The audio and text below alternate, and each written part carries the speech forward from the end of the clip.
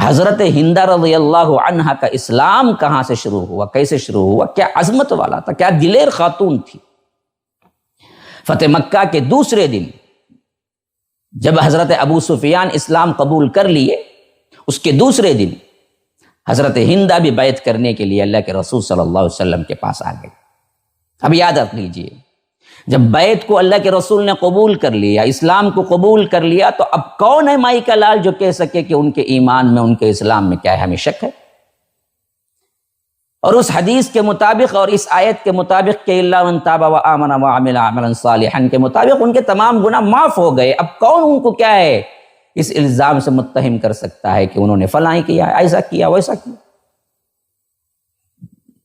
تو اسلام قبول کرنے کے لیے آئی، باقاعدہ باپردے میں تھی، نقاب میں تھی۔ شریف عرب کی عورتیں نقاب بھی پہنا کرتی تھی باوجود اسلام نہیں لانے کے۔ ہاں، ہم نے غلط سمجھ لیا ہے، آج مسلمان ہونے کے باوجود بھی کیا ہے، نقاب پہننے پہ پریشانی ہے عورتوں۔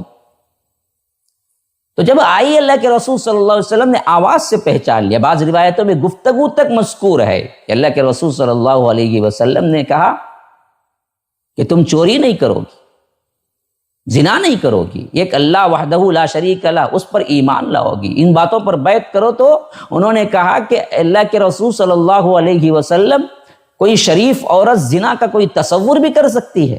یا رب، اسلام سے پہلے بھی پاک بازی کی زندگی دیکھیے ان کی۔ کہا کہ کوئی شریف عورت یہ بھی سن سکتی ہے، یہ بھی کیا ہے اس کے خیال میں آ سکتا ہے؟ تو بازاری عورتوں کا شیوا ہے۔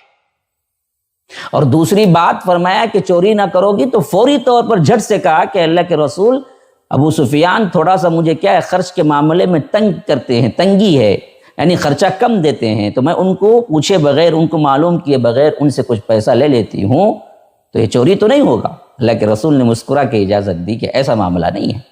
اپنے شوہر کے، بعض بیویوں کا معاملہ ہوتا ہے نا جی، کہ خرچ ذرا کم دیتے ہیں، یا اگر کھلے ہاتھ کی ہوتی ہیں، جتنا دیتے ہیں بس نہیں آتا، تو اب ایسوں کو کیا ہے، حضرت ہندہ رضی اللہ عنہ کا بہت بڑا تحفہ ہے کہ انہوں نے اس بات کو کلیئر کر دیا اللہ کے رسول صلی اللہ علیہ وسلم سے پوچھ کے کہ اللہ کے رسول، ہم ایسا کرتے ہیں، شوہر کو معلوم ہوئے بغیر صبح کیا ہے ان کے قمیص میں سے پیسہ اٹھا لیا، اب وہ بازار جا کے دیکھتا ہے تو پیسہ نہیں ہے، پھر وہاں سے جھگڑے شروع۔ جھگڑا کرنے کی کوئی ضرورت نہیں بھائی، اللہ کے رسول نے ان کو اجازت دی ہے۔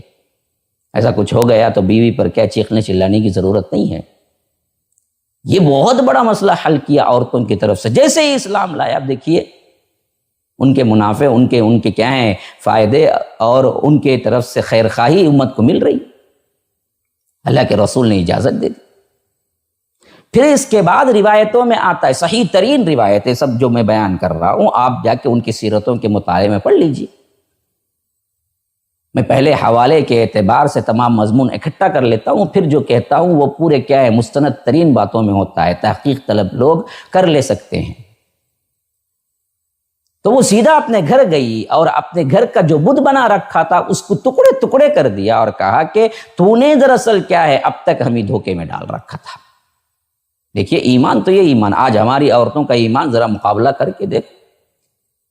کسی بیان میں بیٹھ گئی، توحید کی باتیں ہوئی، رونا بھی آ گیا، آنکھوں سے کیا ہے آنسو بھی پہنچ رہی ہیں، تو کیا ہے کئی دفعہ توبہ بھی کر رہی ہیں، لیکن پھر کوئی مسئلہ مشکل آ گئی، سیدھے بابا کے دربار پہ پھر پہنچ گئی، یہاں بھی مسئلہ ختم، وہاں بھی مسئلہ، ادھر بھی ادھر بھی، یہاں کا نعبد وہاں کا نستعین، ادھر نماز میں تو ایاک نعبد و ایاک نستعین کہتے ہیں، اور ادھر مشکلات آتے ہی یہاں کا نعبد وہاں کا نستعین، یہاں کے سجدے وہاں کے کیا ہیں درباری دعائوں کے پیچھے پھرتے ہیں۔